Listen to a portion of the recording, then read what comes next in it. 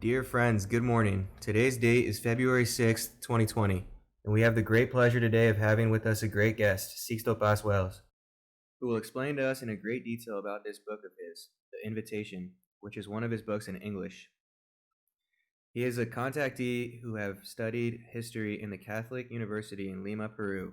He has had extraterrestrial experiences since 1974. He will also give us details of how he reached that moment of the contact with his beings. How everything got started. Sixto, a great welcome to you, and if you please tell us, how did the contact story start with you?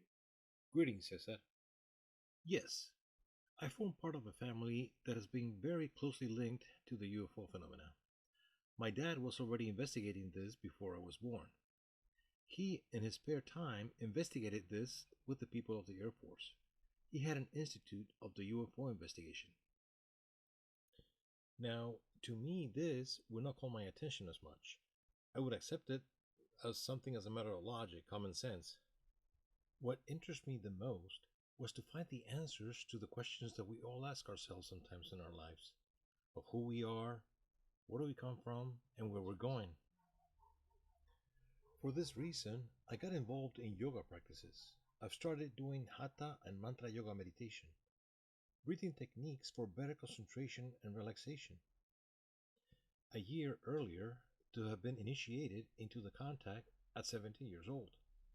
A series of events of synchronies and coincidences occurred where news was given in the newspaper about the noises in space, and also about the OSMA project, the old city version, talking about noises in space, picking up sounds from space, like possible signs of alien civilizations, and my dad prepared a conference about this.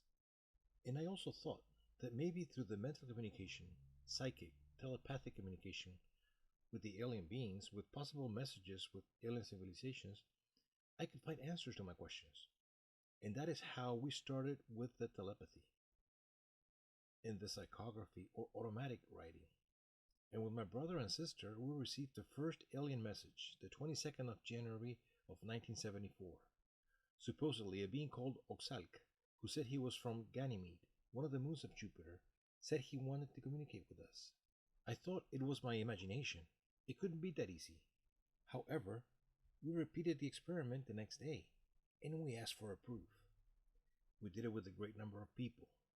We were told to go to Chilca, a desert south of Lima in Peru, because on February 7th of 1974, at 9 p.m., we would see the ship, and that would be the proof that the contact was real. We went even from the night before, not to confuse ourselves with an air phenomena. It was a group of 20 people, and that night came out from between the hills a bright object. It got illuminated, and it came to stand about 80 meters above all of us. It was a dish shaped object with half a dozen windows. It would do zigzags in the sky. It projected a light as if it was midday. We felt panic. We're scared, and we all captured in our minds that they would not come down since we were not prepared, that there would be a preparation, a time, and a place. When we got home, we told our dad the experience that we had. My dad did not believe us. This frustrated us a little, but we insisted enough that he and people from the Air Force came with us days later to an outing. And again, they showed up, an object in the form of a cylinder of about 150 meters long. Now, this gave us the support, the confidence to go on. After a month, we were 8 boys and girls who could receive messages, the same answers to the same questions. Really, it was then not only this being Oxalc, but other beings would communicate with us, like Kulba, Sampiak, Anitak, Meth, Antarel, Osim, both males and females wanting to communicate with us. And every time we went out into the desert, when they invited us, we had sightings of 1, 2 to 3 objects, sometimes by day, sometimes by night. Sometimes an object divided into several. The group grew a lot. By June of 74, the group was already about 60 or 70 people, and we all went to the outings together. Suddenly, these beings told us to go in groups of no more than 7 people, of affinity and tuning. preparing for what would be the physical contact. We went in the car that the father lent to one of the boys in the first group. I was there. I got to the desert, and a rare event happened. All of a sudden, we were all walking, and suddenly, I disappeared from the group. A beam of light made me appear 2 kilometers in front of everyone. In the sky, a dish shaped object appeared in the sky with half a dozen windows, projected a beam of light on the ground. It formed a luminous dome from which a human looking being emerged, with head, trunk, extremities, inviting me to enter the light dome. At first, I did not want to do it because I was afraid, but he insisted a lot, and when I saw that this being was going back into the light, having the fear of missing the experience, I went and entered the light, and fearing to lose that experience, I penetrated into the light. I felt dizzy, nauseated, with weight loss. I felt like my whole body was burning. When I was able to see, I saw a being about 6 feet. His face, his features were like of a Korean or a Mongol or an Oriental looking guy. Robust, corpulent. He looked like a bodybuilder, with little hair but straight that fell behind his shoulders, like 30 years old. He had a shiny suit. Now, this being made hand gestures and told me that he was Oxalk, the same being that communicated with me from the beginning. And this that I have crossed and gone through was a Sendra, a dimensional portal, a threshold in space and time. They, through their technology and their psychic power, are capable of dematerializing a person and teleporting them into another place. And the time that I would live in that other place would not correspond to the time here. I accompanied him to Ganymede, one of Jupiter's 16 moons, an artificial life moon, since they have adapted life there with their technology. Occupying about 15 to 18 times the horizon in relation to what we would see the sun, the planet Jupiter was in the sky. And he told me that they have cities both on the surface and subsoil, and that there were oceans as large as those of the earth, below the surface ice, and they have settled there as we will one day on a moon or anywhere else that suits us. I calculate to have been there about 4 to 5 days. On a gas-like screen suspended in mid-air, today we would call it a holographic screen, they showed me a series of images of what would be the Earth's future. They were very insistent that the prophecies were not given so that they are fulfilled, but so that they are not fulfilled. It is always warned to correct that if the future was inexorable, where would be the most sacred thing that the human being received from God, which is the free will? I could see large greenhouses where they produce their food, hydroponic and aeroponic crops, some suspended in the air. I could see like sports stadium, but I did not see them practicing competitive sports, but a kind of Tai Chi, Chiku, or collective rhythmic gymnastics. I'm talking about the year 1974. All this appears in this book, The Invitation, for an American English speaking audience. It is like a synthesis of my first book, The Extraterrestrial Guides, and The Interdimensional Contact. That is, of the first 2 books. This Sendra experience was later replicated by my other friends. 2 weeks later, the 7 of us returned to enter a Sendra. When I left the Sendra, my colleagues came to the place and saw me coming out of nowhere. Then I was asked where I had been. I prefer not to tell them any details because I myself did not believe what I had lived. And after 2 weeks, we all entered the Sendra together. And then, many individually and collectively, we repeated the Sendra experience or lived it. 1 month after the experience, the ship landed in the desert. And from the interior of the ship came out a human-looking being, about 2.5 meters tall. Oxalc has a meter 80. This being was about 2.5 meters and with Nordic features. He looked like a Scandinavian, short hair, a platinum gray color, a silver suit, a black breastplate on his chest. This being also made hand gestures. The communication was mental, and what we got in our minds was that this being told us that he came from a place called Apu, a planet from the Alpha Centauri star, at 4.2 light years away from our solar system, a two sun binary system, and it is a planet bigger than ours. It has oceans like Earth, mountains, magnetic fields, all the conditions. Well, in 2012, NASA and three American universities concluded the existence of an exoplanet that revolves around the Alpha star of Centaur at 4.2 light years away, which would have conditions for life like ours, confirming what we have received since 1974. Now, this being told us to go to this place in the mountains called Markawasi, a very special place because one of the great final battles of aliens or gods of the past took place there. We went to this place. There we had experiences of physical contact. We saw the ships. We saw these beings, and they told us that they would open up the media so that the message of our contact reached all those people who had been prepared before. We did not know what he was referring to. When we returned from the mountains, it was fulfilled what the message said. Juan Jose Benitez, a Spanish journalist, had been sent to Lima to cover the unusual news of our contact. During the days we had been in the mountains, my father had leaked our contact information. That had an impact on the International EFE agency, and the few days that we had been in the mountains without us knowing.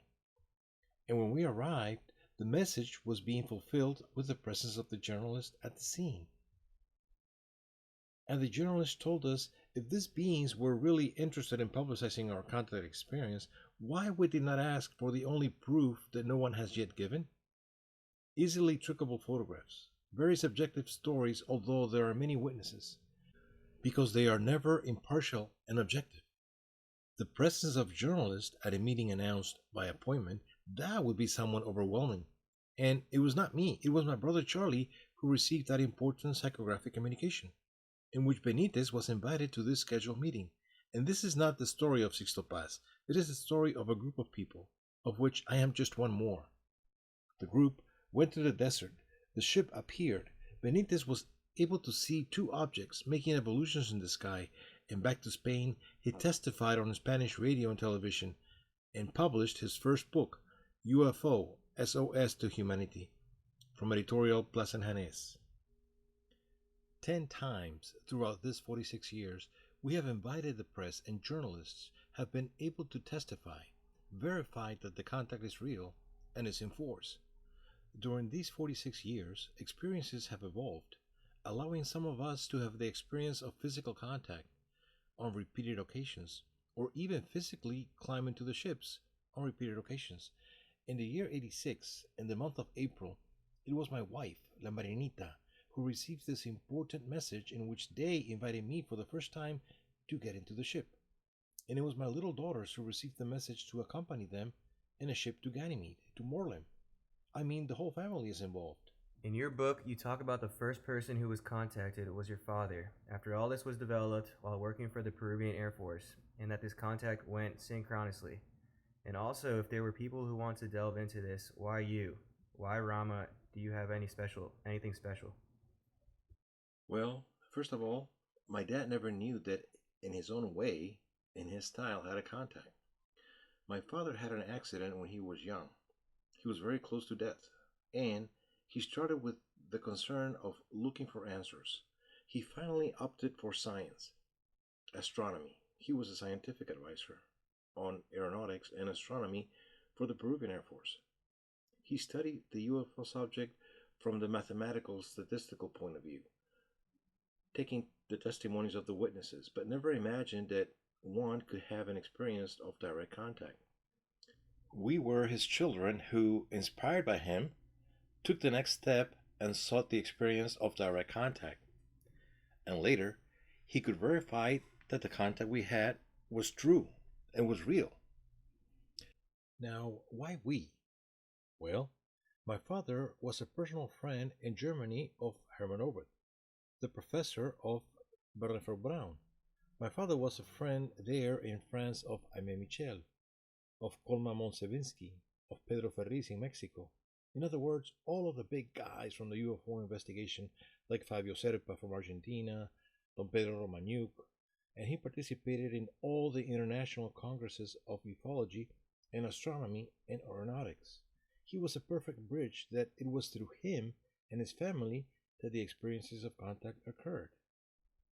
You also tell us here in your book about the 24 elders of the galaxy. Who are they and what can we learn from them? Through the experiences of the Sendras, the aliens explains to us that our galaxy, our Milky Way, has a government made up of 24 beings. I mean, all the most evolved worlds capable of helping each other and helping other planets that are in the process of evolution, they are under the regency of those 24 elders. Below them, there's a whole hierarchical order or civilizations. There are the so called genetic engineers, sowers of life, a kind of cosmetic gardeners. There are also the guardians and watchmen of worlds, and finally, and closer to us, the instructors. So the 24 elders dispose who, under what conditions, can come to a planet like ours and give us a hand, or to prevent anyone from hindering our evolutionary process. You also tell us here in your book about the secrets of the pyramids. What could you tell us about this? Well, the pyramids are great collectors, capacitors of cosmic energy.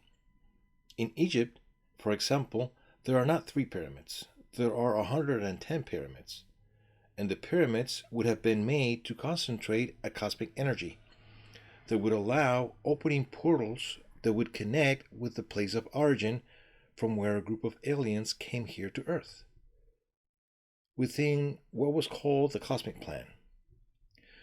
Some of them even came here deported, exiled from Orion, for having made very arbitrary and very violent and aggressive decisions in a cosmic war that occurred on our planet.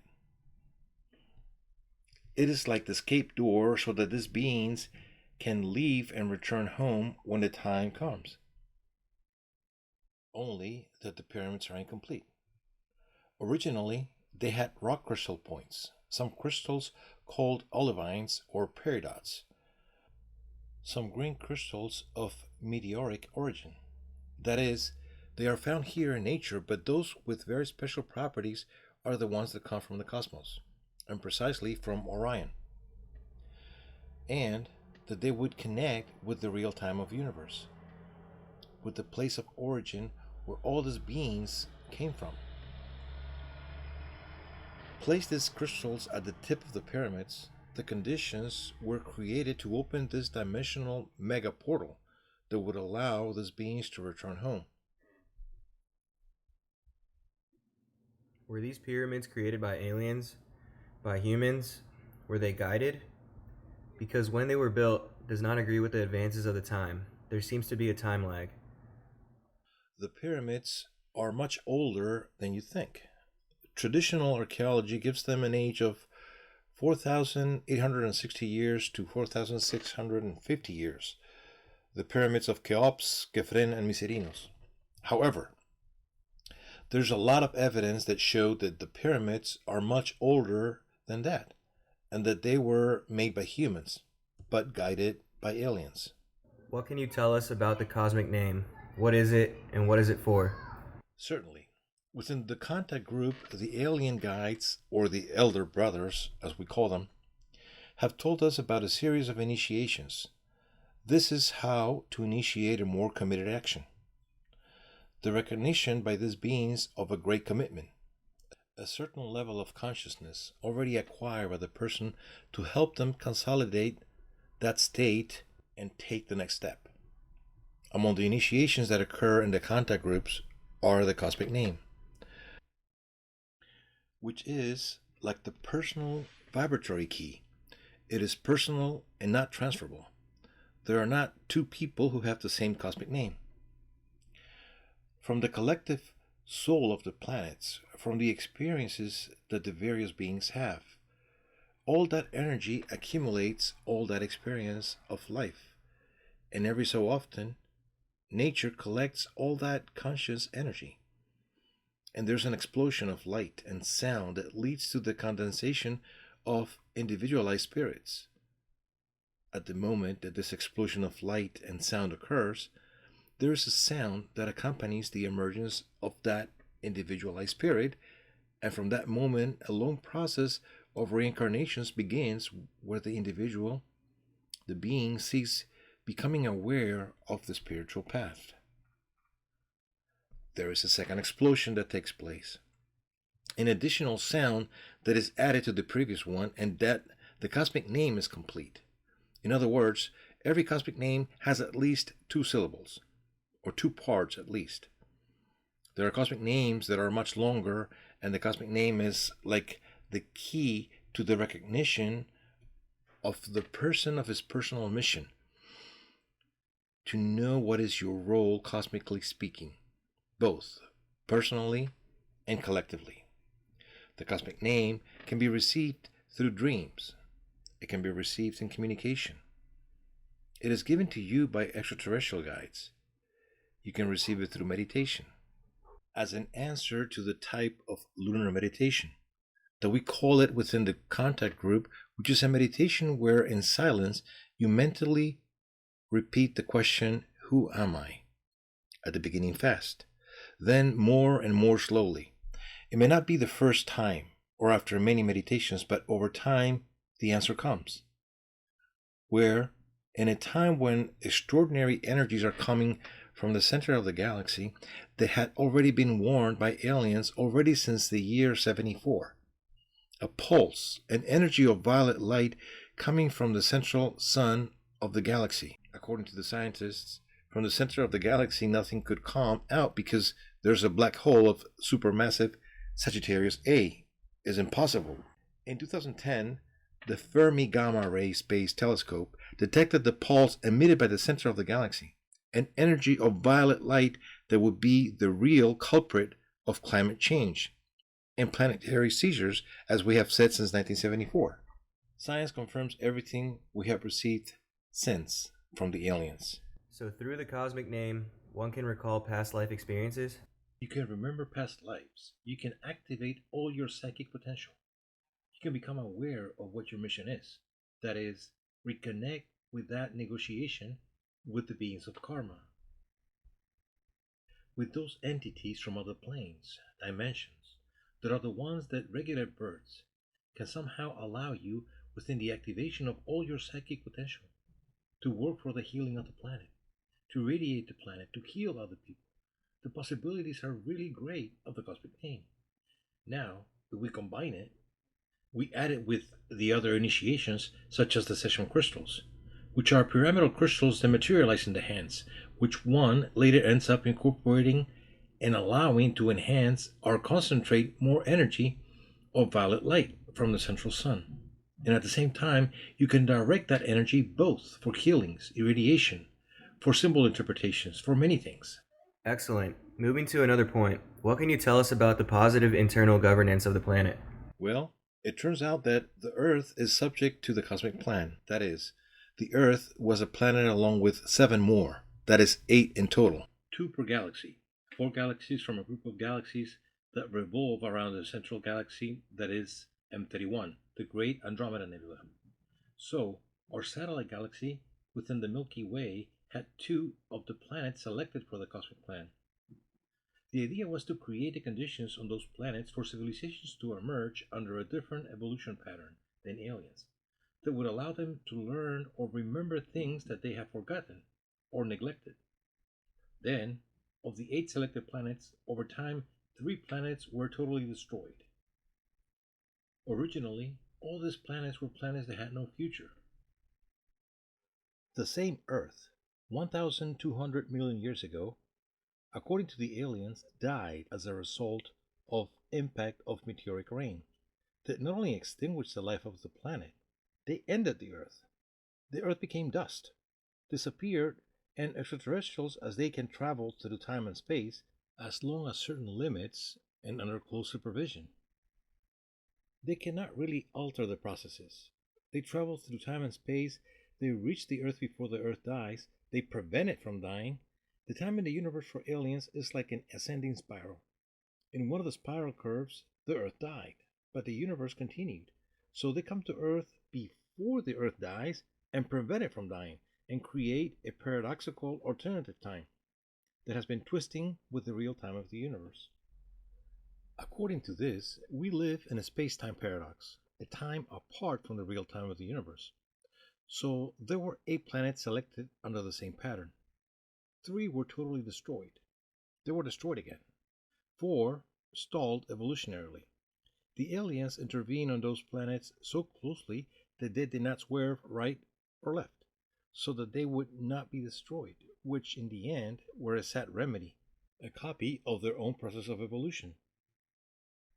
The only planet on which they have lost control over the experiment and have survived, and where anything can happen, even if a corrected and improved version of the cosmic plan is fulfilled, is the Earth. So all the attention is focused on us. Now, 26,000 years ago of ours, in the last stage of the cosmic plan on our planet, 2 great civilizations were sent to Earth as guardians and watchmen. Some were the beings of Orion. They came from the feline aspect, of the amphibian aspect, from the reptile aspect. Others were beings that came from Pleiades, beings of humanoid aspect, as if they were Nordic. The leader of the Orion group, a being about 3 meters tall with a reptilian like tail, considered that humans on Earth were unpredictable, that we could endanger the cosmic order. We were a corrected and improved version of them, and he was afraid of us. Remember that these beings who have advanced a lot technologically and mentally, but have put aside emotions and feelings. In contact with us, the emotions affected them. So being afraid appearing, being affected by emotions, it make them take extreme and totally arbitrary and negative attitudes. At a certain moment, Satanel, Satan, or Satanas press the other guardians and watchers to boycott, sabotage, cancel the project of the cosmic plan. He had failed on the other 7 planets to fail again here. They did not all agree. They fought among themselves, and they took place like true wars of galaxies, having as the main scene of their battles our world. These Orions were deported here to Earth for bad behavior. Accustomed to living thousands of years of Earth, they were trapped here. Now, not only were they deported to Easter Island, where the legend of the Moco Man, the lizard man, was also exiled, part of them were sent to Mexico, to the Tepoztlan area, to the part of Central Australia. Accustomed to living thousands of years on Earth, they came to our world and were trapped in another dimension. And from there, they have declared a mental war on humanity. And they have become a dark, gloomy world secret government. They cannot manipulate all of humanity because they are not alive, but they can manipulate a few weak people of character and will. They place them in politics, religion, the economy, military leaders, in fashion and music, and through them try to lead the world towards self destruction. Although not all the Orions participated in the descent, the Orions were replaced by the beings of Sirius from Canis Major, who, along with the Pleiadians, were left as guardians and watchmen. The problem is that 200 Pleiadians, led by a being called Semyasas, committed a serious transgression of having sexual relations with human beings from the Earth. Again, the emotions lost them, and these Pleiadians were also deported, they were also exiled in our world. So, there have been exiled beings because they revealed themselves to the plan, and others because they exiled themselves. They did things that they were not allowed. And these beings who were deported for having sexual relations with human beings from the Earth were left in the interterrestrial world. They ended up being interterrestrial. Now, just as a dark, gloomy world secret government had been formed more or less 12,000 years ago, 32 extraterrestrial beings from 32 different civilizations, they landed in the Gobi Desert in Mongolia and founded the mythical Shambhala, that is. The idea was to bring order to the interterrestrial world as on our planet. So they create the positive internal government of the planet, or the Great White Brotherhood of Internal Retreats. Over time, They have been preparing people from Earth itself to replace them as the White Brotherhood, as the keepers of the knowledge archives. The curious thing is that our ancestors were summoned to join the White Brotherhood, were invited to keep the files but not to have access to them. And rather, it is through groups like Rama, through contact groups, that we are invited to replace all these people to occupy the new place of the White Brotherhood, but no longer to keep knowledge, but to make knowledge of ourselves and share it with all humanity. What can you tell us about the 10th chime or stroke of Anram? It is a symbolic way of pointing out the climax, the most intense, most interesting moment of the Aquarian Age, the moment when the knowledge of humanity begins to be overturned definitively. Since we, through a series of trips which we have made in connection with the White Brotherhood in various parts of the world, have had access to the Book of the Ones Robed in White, that is, partially each time it has been receiving more and more, and we have also reaffirmed and confirmed it with the ships, where we have seen the Book of the Ones Robed in White, of the annals of planetary history. That is, the definite answer to those questions that I had from 1 year before contact, in the year 73, of who we are, where we come from, and where we're going. We are star seeds. We are seeds of beings from other worlds. We were sown on this planet. We are the corrected and improved version of themselves. And we exist here to learn to love and teach them to love. But not because they don't love.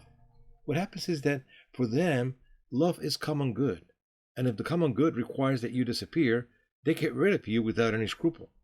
And that is something that truly moves them, and that they recognize that through that can evolve light years. So mostly the aliens recognize that we have had a whole process quite disorganized, chaotic, of which they too are guilty of having been victims of emotions and feelings. Here, there have been stellar shipwrecks, alien colonization, alien deportation to our world, hybridization, crossbreeding, and all that has done is that the paradoxical alternative time in which we find ourselves and the real time that was supposedly irreconcilable, that they would never have to connect. They were beginning to get dangerously close, at the risk of integrating into a single time and creating a third time, a new reality. For us, things would not change much but from the recognition of time, because they have been changing before. For those who change things radically, even retroactively, it would be for the aliens. We would change their history. It is like a person who has recurring repetitive dreams that sounds like they come out of the front door and see a beautiful leafy tree in front of their front door. He wakes up, goes out the door of his house, and there's no tree, there's no wall, no cement, there's nothing. After a few days, he returns to dream, comes out in the dream, and sees a beautiful, lushy tree again. Wakes up, goes out the door, and there is nothing. One day he wakes up, goes out the door of his house, and finds a tree. It is a tree, it was always there. So, what is the dream? So, mostly the Mayans, who were statisticians and mathematicians and already had their own algorithms, had already concluded that on December 21st, 2012, according to them, there was the possibility that by the same pulse of energy coming from the Hunab Ku, from the central sun of the galaxy, a fine tuning achieved by millions of people worldwide, that is, a critical mass very favorable, the Earth could make the leap towards the fourth dimension. That is, our paradoxical alternative time was combined with real time, and there came a third time, a new reality, and it was truly what happened. The Mayans never spoke of the end of the world, they spoke of the turn of time, the synchronization of time. All this information they gave me inside the ship in the year 86, and from there it has been leaving. You will remember that on March 13, 2009, the gravitational wave detector of the Hanau in Germany, in a large scale simulation in 2010, Nikola Poplaski from Indiana University stated that all the changes that were happening on Earth and in the solar system is because a dimensional portal would be opening, a wormhole that could swallow the entire solar system, including Earth, and move it into the fourth dimension, into another reality. Later, in February of 2014, Michio Kaku, this North American scientist with Japanese parents and who has a program on the Discovery Channel, and is the standard bearer of the theories of physics, from particles in the universe, and from string theory, from the vibrant universe, declare that the quantum physics is confirming that we live in a hologram, in a virtual reality, in a large scale simulation. Everything that our group has been transmitting, channeling, sharing for so many years, for which time does not pass for nothing, and everything is corroborated. When we started the contact group in the year 74, scientists said that the space was empty, that there was nothing between the planets and the stars, that the only proven solar system was ours. We were probably a unique case in the entire universe. That is, the stars were decorated in the sky. That the only planet where water had been detected was Earth. We were probably a unique case in the entire universe. So, if we destroyed ourselves, it was as if creation had not made the slightest sense.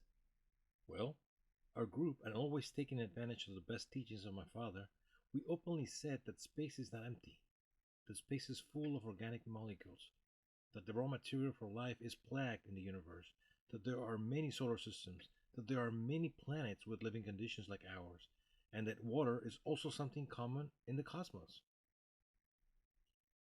That even meteorites and comets carry water. Scientists back then said that we were ignorant, ridiculous, that we had no evidence. Today, scientists say they always agree that there could be life outside the Earth, that water is common and common in the universe, something they have proven based on their own theories for many, many, many years. What a lie. What happens is that they are accommodating so as not to look as bad, but in the end, it doesn't matter. What matters is that time does not pass for nothing. Thank you very much for your time, Sixto. What would you like to tell us as the last part of this interview? I know there are requirements for people who want to start investigating and knowing more about this. When the contact experience began, the guides said living room, good to make communication. The harmony of the own home, the harmony of the individual, the group spirit, the friendship between the people of a group are those that allow and facilitate a very close contact experience. That is why we never neglect our inner peace. We never neglect our relaxation with those closest to us. Let's try to make the contact group a true tuning affinity group. Not that we are not together because we couldn't choose other people, that this level of harmony really creates the conditions to attract the experience of direct contact. That would be a very good advice for all of us. Let's cultivate friendship, brotherhood, fraternity, true love between us, which is what these beings also come to learn from us. After 46 years, the contact continues. Now, within the group, there are a series of techniques, practices, exercises that we have been decoding. We have been coding to facilitate the experiences. And among that, practices that we do of breathing, relaxation, concentration, and meditation have emerged a series of CDs that already in the immediate future, not even in CDs, we will be able to send them suddenly online or deliver them in USB or a pen drive, who knows. The thing is that for now they are still on CDs, and those meditations serve so that one can improve contact with oneself. If we want to have contact with the universe, we want to open ourselves to the message that comes from the stars, that the universe has never stopped talking to us. It is the human being who does not finish learning to listen. Those exercises lead to dialogue through the symbolic language of each one, and to knowing oneself with the internal teacher of each one, and get to know yourself better and receive self-knowledge guidelines. There are a series of CDs of directed meditations that are channelized. It is not that you invented it, but it really is something channeled to share with all people. Then, I recommend them. Thank you very much, Sixto, for your time, and we will be in communication until the next time. Definitely. A big hug.